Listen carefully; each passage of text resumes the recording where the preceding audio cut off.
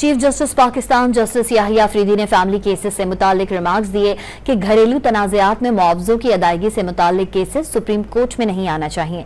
Chief justice Yahya Afridi की सरबराही में 2 रुकनी bench ने केस की समाअत की, जिसमें अदालत ने बच्चे के माहाना खर्चे से मुतालिक फैसले के खिलाफ दायर अपील को मुस्तरद कर दिया। दौरान समाअत दरख्वास्त गुजार के वकील ने मौक़िफ अपनाया कि छोटे बच्चे के लिए 25,000 रुपए माहाना खर्च बहुत ज्यादा है।